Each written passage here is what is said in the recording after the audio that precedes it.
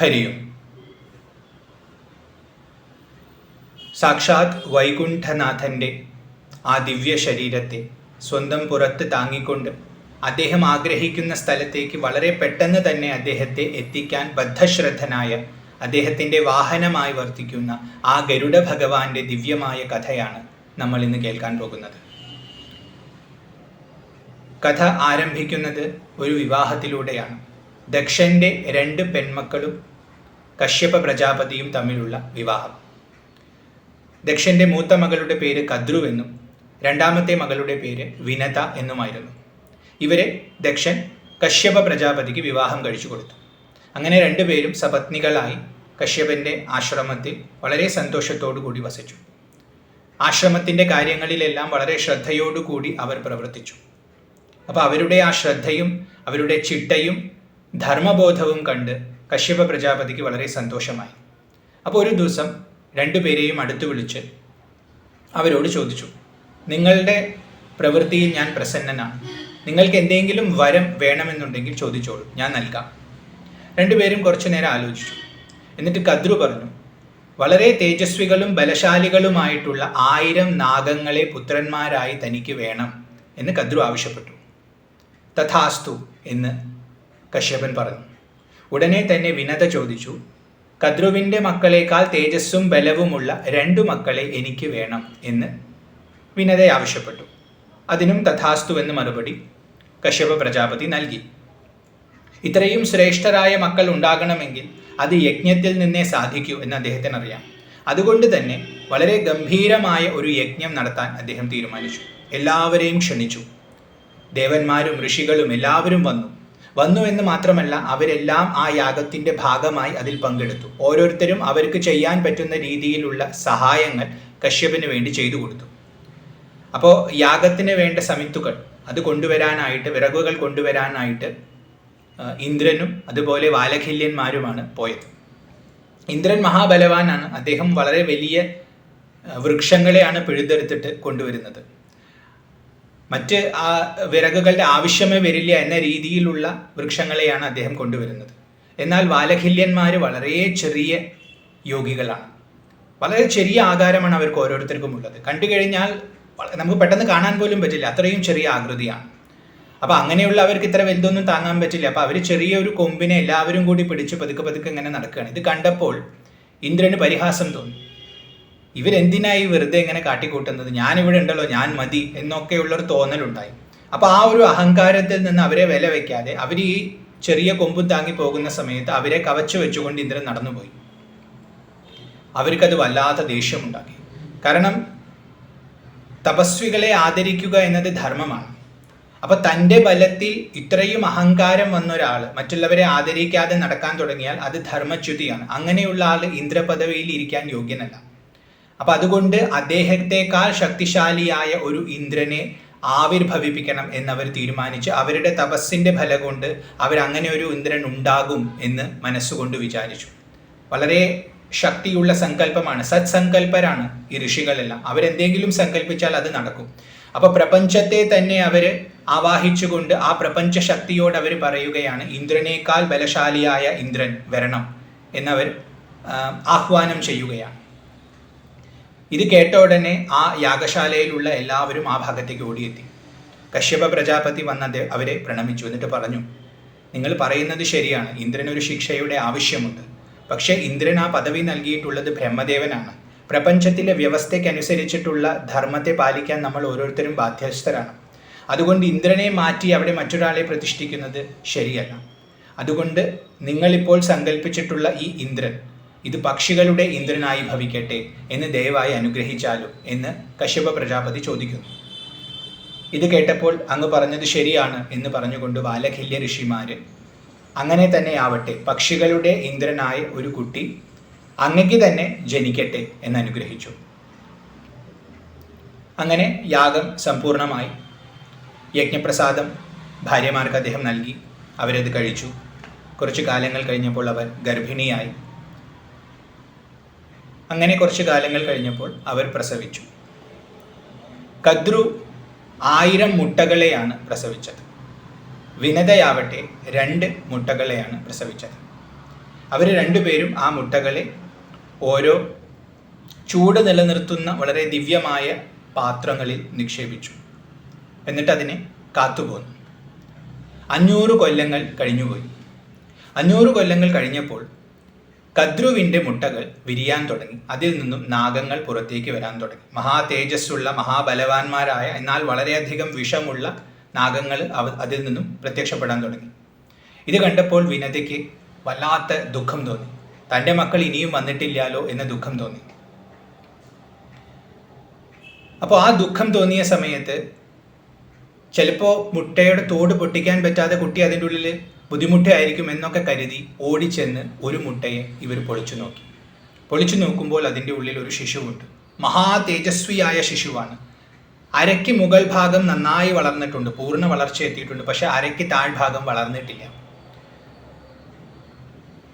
ആ ശിശു അതിൻ്റെ ഉള്ളിൽ നിന്നും പുറത്തേക്ക് വന്ന് തൻ്റെ അമ്മയെ ദേഷ്യത്തോടു കൂടി നോക്കി ശപിക്കുകയാണ്.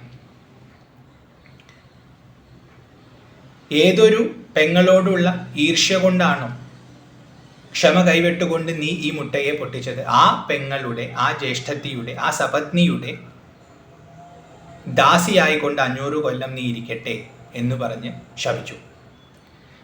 എന്നിട്ട് തൊട്ടടുത്തിരിക്കുന്ന മുട്ടയെ നോക്കിയിട്ട് പറഞ്ഞു, ഇതിലുള്ള ശിശുവിനെ പൂർണ്ണ വളർച്ചയെത്താൻ നീ അനുവദിച്ചാൽ 500 കൊല്ലങ്ങൾക്ക് ശേഷം ഈ കുട്ടി, അതായത് എൻ്റെ ഈ അനുജൻ വന്നിട്ട് നിനക്ക് ശാപമോക്ഷം നൽകുന്നതായിരിക്കും എന്ന് പറഞ്ഞ് അനുഗ്രഹിക്കുകയും ചെയ്തു. എന്നിട്ട് ഈ കുട്ടി പറന്ന് ചെന്ന് സൂര്യൻ്റെ ലോകത്തിലെത്തി സൂര്യൻ്റെ സാരഥിയായി ഭവിച്ചു. അങ്ങനെ അദ്ദേഹത്തിന് അരുണൻ എന്ന പേര് കിട്ടി. സൂര്യൻ്റെ രഥം തെളിക്കുന്നവൻ, സൂര്യൻ്റെ സാരഥി ഈ അരുണ ഭഗവാനാണ്. അങ്ങനെ വിനതയുടെ ആദ്യത്തെ മകൻ അരുണനായി ഭവിച്ചു. വിനതയ്ക്ക് വളരെ ദുഃഖമായി. അവർക്ക് നല്ല അറിവുള്ള സ്ത്രീയാണ്. പക്ഷേ നമുക്ക് മത്സരബുദ്ധി വരുന്ന സമയത്ത് പലപ്പോഴും നമ്മുടെ മനസ്സ് വ്യതിചലിക്കും. കർമ്മത്തിൻ്റെ ദോഷമാണത്. ആ കർമ്മദോഷം നമ്മൾ അനുഭവിച്ചേ തീരൂ എന്ന് വിനത മനസ്സിലാക്കി. അപ്പം തൻ്റെ മകൻ്റെ ശാപമല്ല വാസ്തവത്തിൽ, ഇത് താൻ ചെയ്ത കർമ്മത്തിൻ്റെ ഫലം തന്നെയാണ് എന്ന് മനസ്സിലാക്കി ആ ശാപത്തെ അവർ സ്വീകരിച്ചു. പുത്രനോട് അവർക്ക് ദേഷ്യമൊന്നും തോന്നിയില്ല. ഇത് തൻ്റെ കർമ്മഫലമാണെന്ന് വിചാരിച്ചു. അതുകൊണ്ടാണ് വിനാശകാലേ വിപരീത ബുദ്ധി എന്ന് പറയുന്നത്. നമുക്ക് അറിവുണ്ടെങ്കിലും നമ്മുടെ കർമ്മഫലം അനുഭവിക്കേണ്ട സമയമാകുമ്പോൾ ബുദ്ധി മറയ്ക്കും പ്രകൃതി. അത് പ്രപഞ്ചത്തിൻ്റെ നിയമമാണ്. അപ്പം അവരതിനെ അംഗീകരിച്ചു. എന്നിരുന്നാലും 500 കൊല്ലത്തെ ദാസ്യത്തിൽ നിന്നും അടുത്ത മകൻ രക്ഷിക്കുമെന്ന വരദാനമുണ്ടല്ലോ എന്ന് കരുതി ആശ്വസിച്ചു. അങ്ങനെ കുറച്ച് ദിവസങ്ങൾ കഴിഞ്ഞു. ഒരിക്കൽ കദ്രുവും വിനതയും കൂടി സമുദ്രം കാണാൻ ചെന്നു. സമുദ്ര തീരത്തിലൂടെ അവരിങ്ങനെ നടന്നു പോവുകയാണ്. പിന്നിൽ നാഗന്മാരും വരുന്നുണ്ട്. അപ്പോൾ അവരിങ്ങനെ നടന്നു പോകുന്ന സമയത്ത് വളരെ ദൂരയിൽ നിന്നും ഒരു കുതിര ഓടി വരുന്നുണ്ട്. ഉച്ചൈശ്രവസ് എന്നാണ് ഈ കുതിരയുടെ പേര്. വെളുവെളുത്ത നിറമാണ് കുതിരയ്ക്ക്. പണ്ട് സമുദ്രമന്ഥനം നടത്തി അമൃതമെടുക്കാൻ ശ്രമിച്ച സമയത്ത് അതിൽ നിന്നും ആവിർഭവിച്ച ദിവ്യമായ കുതിരയാണത്. അപ്പോൾ വളരെ ദൂരയിൽ നിന്ന് തങ്ങളുടെ അടുത്തേക്ക് വരുന്ന ഈ കുതിരയെ കണ്ടപ്പോൾ കദ്രുവിനൊരു കൗതുകം തോന്നി. കദ്രു വിനതയോട് ചോദിച്ചു, ആ കുതിരയുടെ വാലിൻ്റെ നിറം എന്താണെന്ന് നിനക്കറിയുമോ? വിനത പറഞ്ഞു, അതെന്താ, എനിക്കറിയാമല്ലോ, അത് ഉച്ചൈശ്രവസ് ആണ്, അതിൻ്റെ വാലിൻ്റെ നിറം വെള്ളയാണ്. കദ്രു പറഞ്ഞു, അല്ല, വാലിൻ്റെ നിറം കറുത്തിട്ടാണ്. വിനത പറഞ്ഞു, അങ്ങനെയാണെങ്കിൽ പന്തയം വെക്കുന്നുണ്ടോ എന്ന് ചോദിച്ചു. കദ്രു പറഞ്ഞു, വെക്കാം. ആര് തോൽക്കുന്നുവോ അവർ ജയിച്ച ആളുടെ ദാസ്യത്തെ സ്വീകരിക്കണം, ദാസിയായിട്ട് വസിക്കണം. ശരിയെന്ന് വിനത സമ്മതിച്ചു. അങ്ങനെ അവർ ആ കുതിരയുടെ അടുത്തേക്ക് നീങ്ങാൻ തുടങ്ങി. ഈ സമയത്ത് പതുക്കെ തൻ്റെ മക്കളോട് കദ്രു പറഞ്ഞു, ഈ നാഗങ്ങളൊക്കെ ഇച്ഛാധാരികളാണ്, അവർക്ക് ഇഷ്ടമുള്ള രൂപം സ്വീകരിക്കാനുള്ള ശക്തിയുണ്ട്. അപ്പോൾ അവരോട് പറഞ്ഞു, കറുത്ത രോമങ്ങളായിട്ട് ഉച്ചൈശ്രവസിൻ്റെ വാലിൽ പോയിരിക്കാൻ. അപ്പോൾ അതിൽ പലരും ആ ആജ്ഞയെ സ്വീകരിച്ചുകൊണ്ട് അങ്ങനെ തന്നെ ചെയ്തു. എന്നാൽ ചിലർ അത് വിസമ്മതിച്ചു. കുതിരയുടെ വാലായിട്ടൊന്നും ഞങ്ങൾ പോയിരിക്കില്ല എന്ന് പറഞ്ഞു. ഇത് കേട്ടപ്പോൾ കദ്രുവിന് ദേഷ്യം വന്നു. അപ്പോൾ കദ്രു അവരെ ശപിച്ചു. പാണ്ഡവ വംശത്തിൽ ജനിക്കുന്ന ജനമേജയന്റെ സർപ്പസത്രത്തിൽ നിങ്ങളെല്ലാം ഭസ്മമായി തീരട്ടെ എന്ന് ശാപം കൊടുത്തു. ഇത് കേട്ടപ്പോൾ ബ്രഹ്മദേവന് സന്തോഷമായി. കാരണം നാഗങ്ങൾ കുറച്ച് പ്രശ്നമുള്ള ആൾക്കാരാണ്, വളരെ ഭയാനക ജീവികളാണ് അവർ, ഒരുപാട് വിഷമുണ്ട് അവർക്ക്. അപ്പോൾ ഇത്രയും 1000 പേരൊക്കെ ഭൂമിയിൽ ഇങ്ങനെ നടന്ന ഭൂമിക്ക് ബുദ്ധിമുട്ടാകും. അതുകൊണ്ട് കുറച്ച് അവരുടെ എണ്ണം കുറയാനൊരു കാരണമുണ്ടായി എന്ന് കരുതി ബ്രഹ്മദേവനൊക്കെ സന്തോഷിച്ചു മനസ്സിൽ. അങ്ങനെ കദ്രുവും വിനതയും കൂടി കുതിരയുടെ അടുത്തെത്തി നോക്കുമ്പോൾ ഈ നാഗങ്ങൾ വാലിൻ്റെ മുകളിൽ ഇരിക്കുന്നത് കൊണ്ട് വാല് കറുത്തിരിക്കുന്നു. വിനത തൻ്റെ തോൽവി സമ്മതിച്ചു. അങ്ങനെ അന്നു മുതൽ കദ്രുവിൻ്റെ ദാസിയായിട്ട് അവൾ കഴിയാൻ തുടങ്ങി. 500 കൊല്ലങ്ങൾ അങ്ങനെ നീങ്ങിപ്പോയി. ഒരു ദിവസം കദ്രുവിൻ്റെ അടുത്ത് എന്തോ ഇങ്ങനെ വർത്തമാനം പറഞ്ഞ് നിൽക്കുന്ന സമയത്ത് കദ്രുവിനൊരു മോഹം തോന്നി. വളരെ ദൂരെയുള്ള ഒരു ദ്വീപിൽ വളരെ സുന്ദരമായ ഒരു വനമുണ്ട്. ഒരുപാട് കാട്ടുപൂക്കളും വളരെ മധുരമുള്ള പഴങ്ങളും ഒക്കെയുള്ള ഒരു വനമുണ്ട്. അതിനെക്കുറിച്ച് അവരെവിടെ നിന്നോ കേട്ടു. അപ്പോൾ ആ വനത്തിലേക്കൊന്ന് പോകണം, അതുകൊണ്ട് നീ എന്നെ താങ്ങിപ്പിടിച്ചു കൊണ്ടുപോ എന്ന് വിനതയോട് കദ്രു ആജ്ഞാപിച്ചു. അപ്പോൾ ദാസിയാണല്ലോ, വേറെ നിവൃത്തിയില്ല. അപ്പോൾ കദ്രുവിനെ തൻ്റെ തോളിലേറ്റി വിനത പറക്കാൻ തുടങ്ങി. ഈ സമയത്ത് വിനതയുടെ വീട്ടിൽ ആ മുട്ട പിളർന്നു. അതിൽ നിന്നും വളരെ ദിവ്യമായ, വളരെ വലിയ ആകാരത്തോടു കൂടിയ ഒരു രൂപം പ്രത്യക്ഷപ്പെട്ടു. അഗ്നി കണക്കിങ്ങനെ ജ്വലിക്കുകയാണ്. അപ്പോൾ ആ രൂപം ഇങ്ങനെ ആകാശം മുട്ടുവോളം ഇങ്ങനെ വളർന്നു നിൽക്കുന്നത് കണ്ടപ്പോൾ ദേവന്മാരൊക്കെ വിചാരിച്ചു അഗ്നിദേവൻ വന്നിരിക്കുകയാണ്. അപ്പോൾ അവർ നോക്കുമ്പോൾ അവരുടെ അടുത്ത് അഗ്നി ഇരിക്കുന്നുണ്ട്. അപ്പോൾ അവരെല്ലാം അഗ്നിയോട് ചോദിച്ചു, അങ്ങല്ലെങ്കിൽ പിന്നെ ഇത് ആരാണെന്ന്. അപ്പോൾ അഗ്നിദേവൻ പറഞ്ഞു, വിനതയുടെ 2ാമത്തെ മകനാണതെന്ന്. അങ്ങനെ എല്ലാ ദേവന്മാരും ആ ദിവ്യമായ രൂപത്തിൻ്റെ അടുത്തേക്ക് ചെന്നു. അപ്പോൾ അവർക്ക് കാണാൻ പോലും പറ്റുന്നില്ല. ഇങ്ങനെ ലോകങ്ങളെല്ലാം ആ ദിവ്യരൂപത്തിൻ്റെ തേജസ് സഹിക്കാൻ പറ്റാതെ ആയ അവസ്ഥയിൽ അവർ ആ രൂപത്തെ സ്തുതിക്കാൻ തുടങ്ങി. ദേവങ്ങളും എല്ലാവരും കൂടി സ്തുതിച്ചു. ആ സ്തുതിയെല്ലാം കേട്ടപ്പോൾ ഗരുഡന് മനസ്സിലായി ഇതെല്ലാം ഭയത്തിൽ നിന്നാണ് വരുന്നതെന്ന്. അവർ തന്നെ ഭയക്കുന്നു, തൻ്റെ തേജസ് സഹിക്കാൻ അവർക്ക് സാധിക്കുന്നില്ല എന്ന് ഗരുഡന് മനസ്സിലാക്കി. അപ്പം അതുകൊണ്ട് തൻ്റെ തേജസ്സിനെ കുറച്ച് കൊണ്ടുവന്ന് എല്ലാവർക്കും കാണാൻ പാകത്തിനും സഹിക്കാൻ പാകത്തിനുമുള്ള ഒരു രൂപത്തെ സ്വീകരിച്ച് ഗരുഡ ഭഗവാൻ നിന്നു. എന്നിട്ട് എല്ലാവരെയും അനുഗ്രഹിച്ചു. എല്ലാവരും അവരവരുടെ ലോകത്തിലേക്ക് ചെന്നു. ഉടനെ തന്നെ തൻ്റെ മാതാവിനെ കാണണമെന്ന് കരുതി അവർ നിൽക്കുന്ന സ്ഥലത്ത് മനസ്സുകൊണ്ട് മനസ്സിലാക്കി അങ്ങോട്ട് വേഗത്തിൽ പറന്നു ചെന്നിറങ്ങി. ഇറങ്ങുമ്പോൾ വിനത കദ്രുവിനെ തോളിലേറ്റി പറന്നുയരാൻ നിൽക്കുന്ന സമയമാണ്. അപ്പോൾ അടുത്ത് വന്ന് ഇറങ്ങി അമ്മയെ പ്രണമിച്ചു. അമ്മയ്ക്ക് മോൻ്റെ അടുത്തേക്ക് ഓടി ചെല്ലണമെന്നൊക്കെ ഉണ്ട്. പക്ഷേ ദാസിയാണല്ലോ, അപ്പോൾ ഒരു പണി ചെയ്തുകൊണ്ടിരിക്കുന്ന സമയത്ത് അതൊന്നും ചെയ്യാൻ പാടില്ല. അപ്പോൾ അമ്മ മനസ്സിലുള്ള സന്തോഷത്തെ അടക്കിക്കൊണ്ട് മകനോട് പറഞ്ഞു, മോനെ, ഞങ്ങളൊരു ദ്വീപിലേക്ക് പോവുകയാണ്, അവിടെ ഒരു വനത്തിലേക്ക് പോവുകയാണ്. അപ്പം ഞാൻ കദ്രുവിനെ താങ്ങി പോകുന്ന പോലെ ഈ നാഗങ്ങളെയൊക്കെ നീ ഒന്ന് താങ്ങി അവിടെ കൊണ്ടുവന്ന് ഇറക്കുക എന്ന് പറഞ്ഞു. ഗരുഡൻ അമ്മയുടെ ആജ്ഞയല്ലേ അത് ശിരസാ വഹിച്ചുകൊണ്ട് ആ നാഗങ്ങളെയൊക്കെ തൻ്റെ പുറത്തേറ്റിക്കൊണ്ട് ഗരുഡനും പറന്നു. വിനത വളരെ പതുക്കെയാണ് പോകുന്നത്. പക്ഷെ ഗരുഡൻ വളരെ വേഗത്തിലാണ് പോകുന്നത്, വളരെ ഉയരത്തിലാണ് പോകുന്നത്. അപ്പോൾ ആ വേഗത്തിൻ്റെ ശക്തി കൊണ്ടും സൂര്യൻ്റെ താപത്തിൻ്റെ ശക്തി കൊണ്ടും ആ നാഗങ്ങളൊക്കെ ബോധം കെട്ടു. ആ വനത്തിൽ ചെന്ന് ഇറങ്ങി നോക്കുമ്പോൾ എല്ലാവരും ബോധം കെട്ട് കിടക്കുകയാണ്. ഇത് കണ്ടപ്പോൾ കദ്രുവിന് വിഷമമായി. കദ്രു ഉടനെ തന്നെ ഇന്ദ്രനെ സ്തുതിച്ചു. അങ്ങനെ മഴ പെയ്യിച്ചു. ആ മഴയുടെ ജലസ്പർശം ഏറ്റപ്പോൾ നാഗങ്ങളൊക്കെ പതുക്കെ ബോധം തെളിഞ്ഞ് ഉണർന്നു വന്നു കഴിഞ്ഞപ്പോൾ അവർക്ക് ആ ചുറ്റുമുള്ള പഴങ്ങളും ഇതൊക്കെ കഴിക്കാൻ മോഹമായി. അവരതെല്ലാം കഴിക്കാൻ തുടങ്ങി. അപ്പോൾ ആ സമയത്ത് ഗരുഡൻ അമ്മയുടെ അടുത്തേക്ക് ചെന്ന് അമ്മയെ പ്രണമിച്ചിട്ട് ചോദിച്ചു, ഞാൻ എന്തിനാണ് ഇവർ പറയുന്നതൊക്കെ അനുസരിക്കുന്നത്? എന്തിനാണ് അമ്മ ഇവരുടെ ദാസിയായിരിക്കുന്നത് എന്നെല്ലാം ചോദിച്ചു. അപ്പോൾ അമ്മ നടന്ന കാര്യങ്ങളൊക്കെ പറഞ്ഞു കൊടുത്തു. അപ്പോൾ അമ്മയുടെ മോചനം തൻ്റെ കടമയാണെന്ന് മനസ്സിലാക്കി ഗരുഡൻ നാഗങ്ങളുടെ അടുത്ത് ചെന്ന് അവരെ പ്രണമിച്ചിട്ട് അവരോട് ചോദിച്ചു, ഈ ദാസ്യം അവസാനിപ്പിക്കാൻ ഞാൻ എന്തു ചെയ്യണം? നിങ്ങൾക്ക് എന്ത് കൊണ്ടുവന്ന് തന്നാലാണ് ഈ ദാസി മോചിതയാവുക? അതെനിക്ക് പറഞ്ഞു തന്നാലും. അപ്പോൾ നാഗന്മാരൊക്കെ ഡിസ്കഷനായി. അവർ കുറച്ചു നേരം ഡിസ്കസ് ചെയ്തപ്പോൾ അവർക്ക് മനസ്സിലായി അവർക്ക് ആവശ്യമുള്ളൊരു സാധനമുണ്ട്, പക്ഷെ കിട്ടാൻ ഭയങ്കര ബുദ്ധിമുട്ടാണ്. അത് അമൃതമാണ്. അപ്പോൾ ആ അമൃതം കിട്ടിയാൽ, ആ അമൃതത്തെ നീ കൊണ്ടുവന്ന് തന്നാൽ നിന്റെ അമ്മയെ ഞങ്ങൾ മോചിപ്പിക്കാം എന്ന് അവർ പറഞ്ഞു.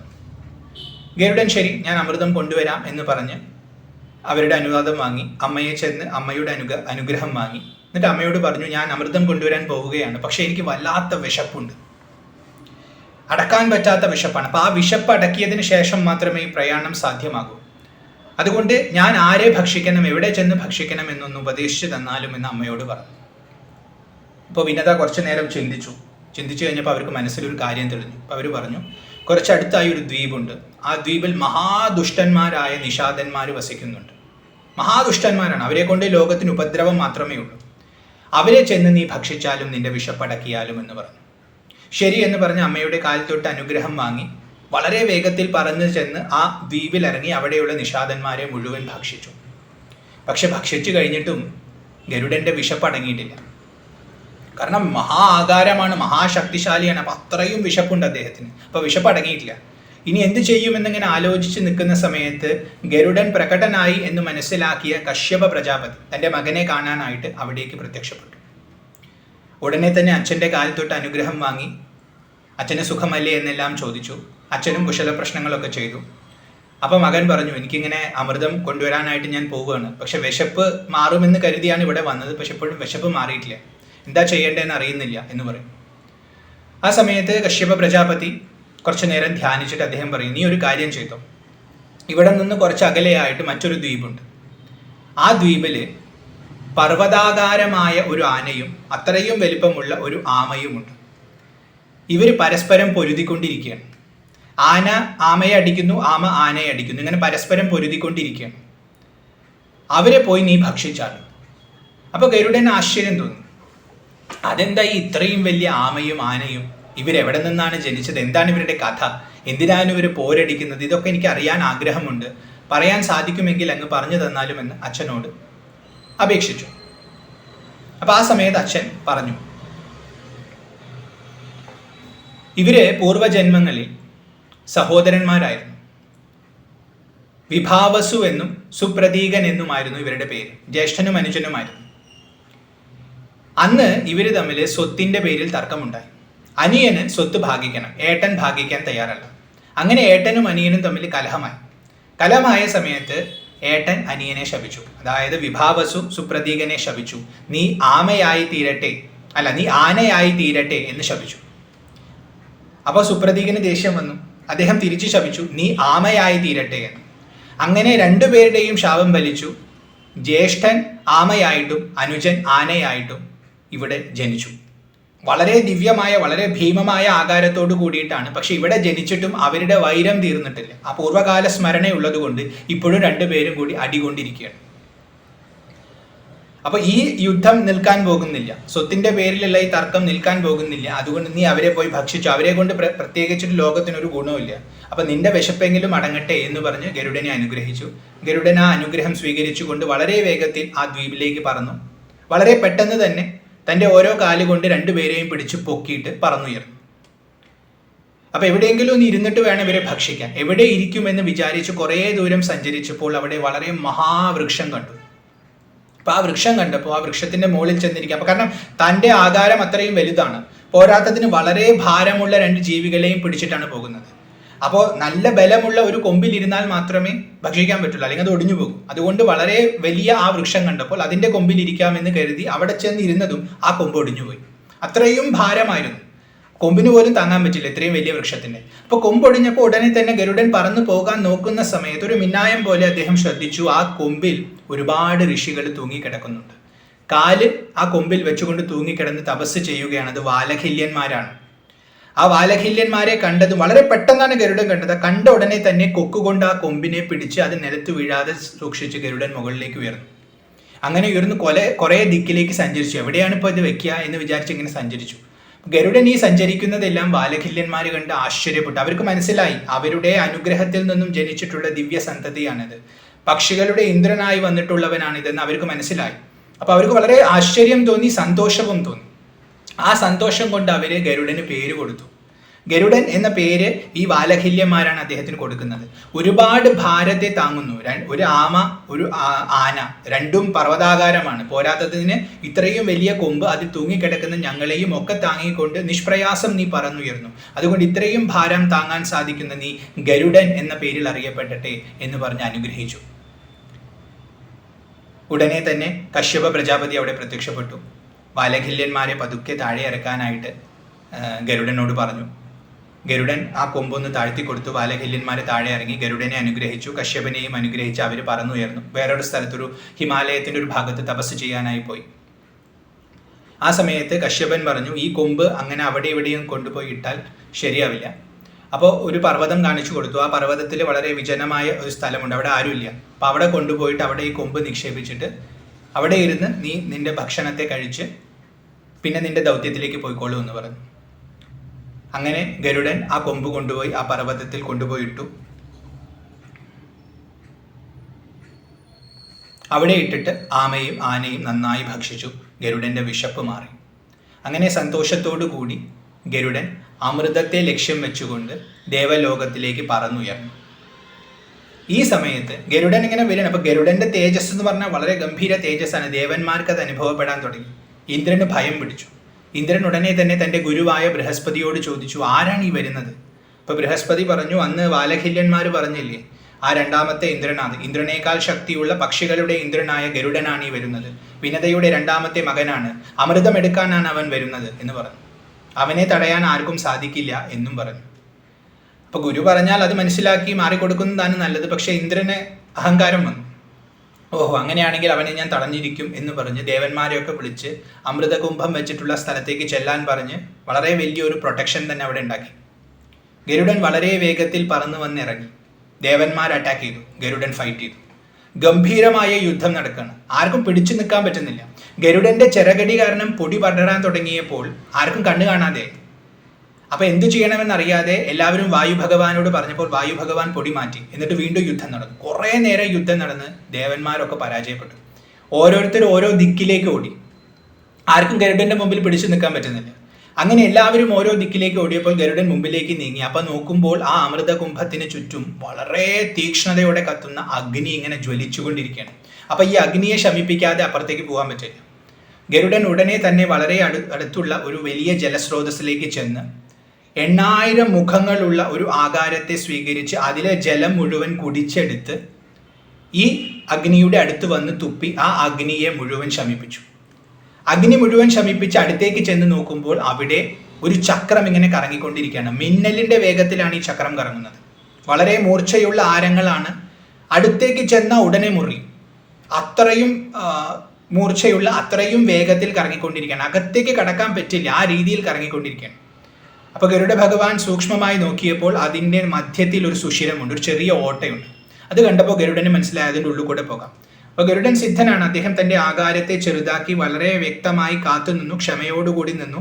ആ സുഷിരം തൻ്റെ അടുത്തേക്ക് വരുന്ന സെക്കൻഡിൽ അതിൻ്റെ ഉള്ളിലേക്ക് ചാടി അപ്പുറത്തേക്ക് എത്തി.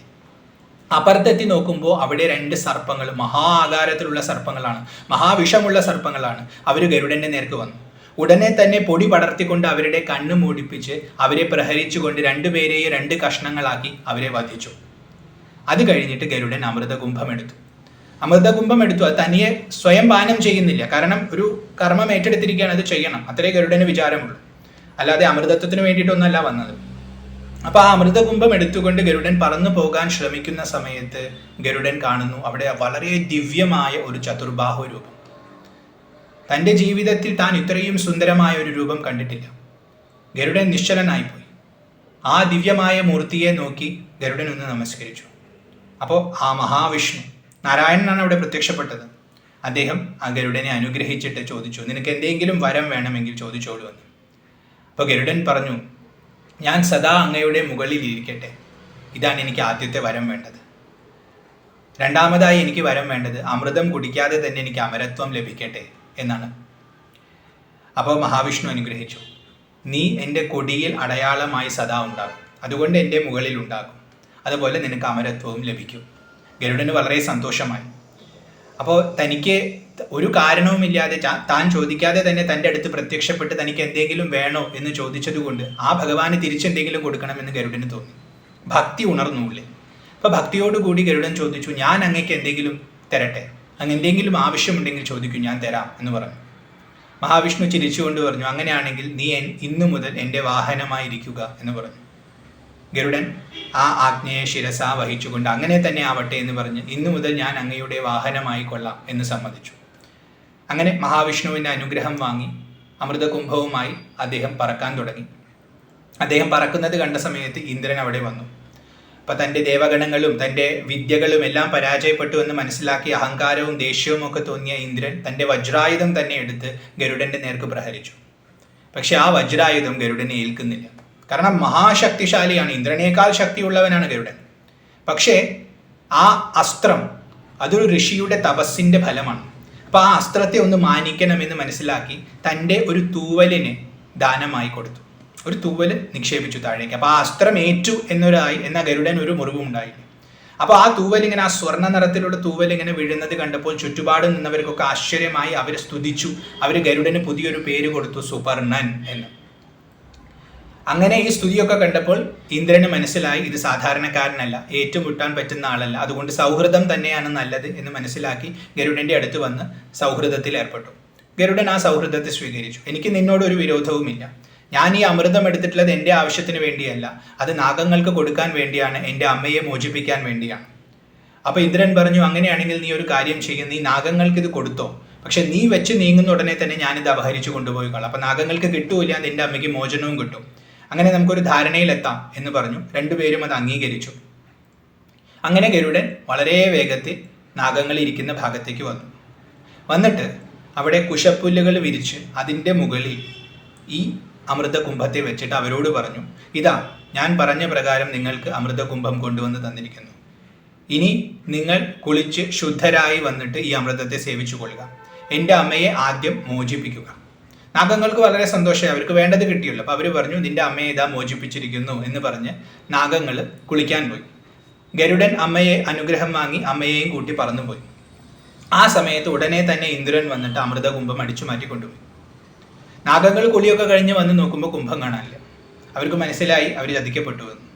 പക്ഷെ എന്നാലും ആ കുശപ്പുല്ലിലല്ലേ ഇത് വെച്ചത്, അപ്പോൾ അവിടെ എങ്ങാനും വീണിട്ടുണ്ടാകുമോ അമൃതത്തിൻ്റെ തുള്ളി എന്ന് കരുതി അവരത് നക്കാൻ തുടങ്ങി. ആ നക്കിയ സമയത്ത് അവരുടെ നാവ് മുറിഞ്ഞ് രണ്ടായി. അങ്ങനെയാണ് രണ്ട് സ്പ്ലിറ്റായി നിൽക്കുന്ന നാക്ക് നാഗങ്ങൾക്ക് കിട്ടിയത് എന്നാണ് വിശ്വാസം. അമൃതം വെച്ചതുകൊണ്ട് കുശപ്പുല്ലിനും വളരെയധികം ശ്രേഷ്ഠത ലഭിച്ചു. അതുകൊണ്ട് കുശത്തിന് പവിത്രത ലഭിച്ചു. അതുകൊണ്ടാണ് ഇന്ന് കുശപ്പുല്ലിന് ഇത്രയും സ്ഥാനം കിട്ടിയതെന്നാണ് പറയപ്പെടുന്നത്. ഇതാണ് ഗരുഡ ഭഗവാന്റെ ദിവ്യമായ കഥ. മഹാഭാരതത്തിൽ ആസ്തിക പർവ്വത്തിൽ ഈ കഥ വർണ്ണിക്കുന്നുണ്ട്. ഈ കഥ കേട്ടാൽ എല്ലാ പാപങ്ങളും ഇല്ലാതെയായി സ്വർഗതുല്യമായ സുഖം ലഭിക്കും എന്നാണ് വിശ്വാസം. അപ്പോൾ ഗരുഡൻ്റെ ഈ മഹിമയെ മനസ്സിലാക്കി, ഗരുഡനെ വാഹനമായി വെച്ചിട്ടുള്ള ഭഗവാന്റെ മഹിമയെ മനസ്സിലാക്കി, രണ്ടുപേരുടെയും പാതാരവിന്ദങ്ങളെ പ്രണമിച്ചുകൊണ്ട്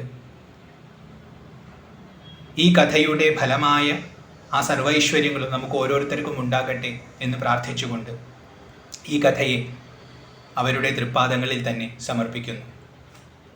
ഹരി ഓം.